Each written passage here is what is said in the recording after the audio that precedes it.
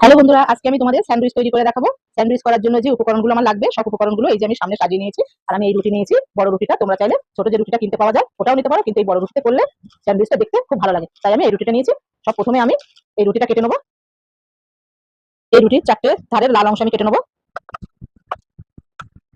এই একইভাবে বাকি সবগুলো আমি কেটে নেবো। সবগুলো আমার কাটা রেডি হয়ে গেছে।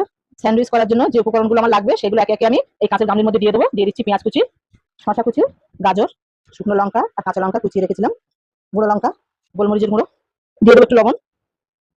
এখন আমি চিজ দিয়ে দেবো। এখন দিয়ে দেবো ডিম। এখন দিয়ে দেবো 1 চামচ মিউনিস। সবগুলো উপকরণ মিশিয়ে নেবো। এক্ষুনি কারেন্টটা চলে গেছে, সেই জন্য একটু অন্ধকার অন্ধকার মতো মনে হচ্ছে। স্যান্ডউইচের শেপ দিয়ে আমি এই রুটিগুলো কেটে নেবো। সবগুলো আমি এইভাবে কেটে নিয়েছি। এখন আমি এই রুটির উপরে এই আমুল বাটারটা লাগিয়ে নেবো।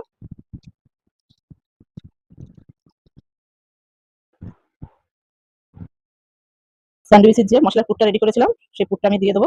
এই পুরটা আমি ভালো করে এর উপরে দিয়ে নেবো। একটু আমি বেশি করেই দেবো, তাহলে খেতে আরো ভালো লাগবে।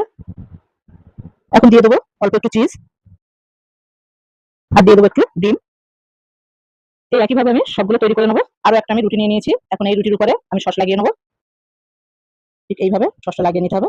এই দেখো সসটা আমার লাগানো হয়ে গেছে। এখন আমি এই রুটিটা এর উপর দিয়ে দেবো। এইভাবে এই একইভাবে আমি সবগুলো রেডি করে নেবো। এই দেখো কত সুন্দর দেখতে লাগছে।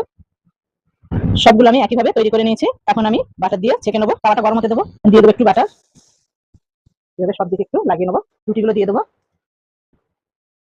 2 মিনিটের জন্য ঢাকা দিয়ে রাখবো। এর উপরে একটু বাটার লাগিয়ে দেবো। এক সাইড একটু উল্টিয়ে দেবো। সাবধানে উল্টাতে হবে।